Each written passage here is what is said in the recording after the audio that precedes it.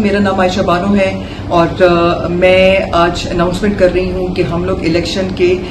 Saint کے election سے جو ہے وہ ریٹائرمنٹ نہیں لے رہے ہیں۔ میرا جو یہ فیصلہ ہے یہ صرف اور صرف اس اصول پہ ہے کہ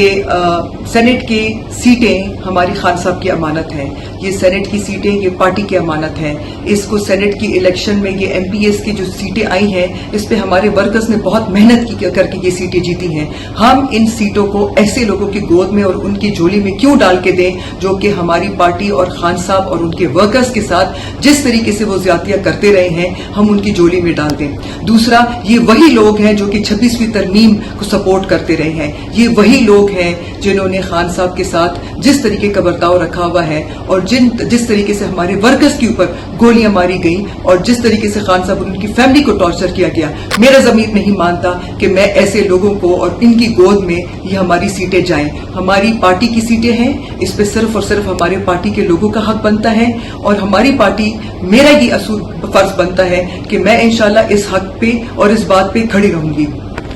دوسرا، جو آگے جو 27ویں ترمیم کے لیے تیاری کی جا رہی ہے، یہ اسی 27ویں ترمیم کو روکنے کے لیے انشاءاللہ یہ ہمارا فیصلہ صرف اس لیے ہے کہ ہم یہ جو 26ویں ترمیم کی کنٹینویشن میں جو 27ویں ترمیم آنے والی ہے، یہ اس کی جو آسانی کے لیے اور لوگوں کی ایما پہ اور لوگوں کو فیسیلیٹیٹ کرنے کے لیے کہ چاہے 27ویں ترمیم کو آسانی سے پاس کر دیا جائے، ان کو روکنے کے لیے یہ ہم ریزسٹنس شو کر رہے ہیں۔ آپ یاد رکھیں، یہ ہماری کوئی ذات سے ریلیٹڈ، یہ جو ریزسٹنس ہے یہ ہماری ذات سے ریلیٹڈ نہیں ہے، کسی شخصی سوچ پہ نہیں ہے، یہ صرف اور صرف اس خان صاحب کے نظریے پہ ہے کہ ہم لوگوں کا، ہمارے ووٹرز کا یہ حق بنتا ہے کہ ہم اپنے ووٹ اور اپنے لوگوں کے ووٹ کو اپنی پارٹی کے لیے استعمال کریں، نہ کہ پی ڈی ایم کے لیے اور ان کی گود میں ڈالیں۔ میں انشاءاللہ خان صاحب کی سپاہی ہوں، میں انشاءاللہ پی ٹی آئی کے ساتھ کھڑی رہوں گی، کھڑی تھی اور انشاءاللہ آگے بھی کھڑی رہوں گی۔ میں انشاءاللہ، ہم لوگ جب تک خان صاحب کو جیل سے باہر نہیں نکالتے، ہم انشاءاللہ خان صاحب کے ساتھ اور خان صاحب کے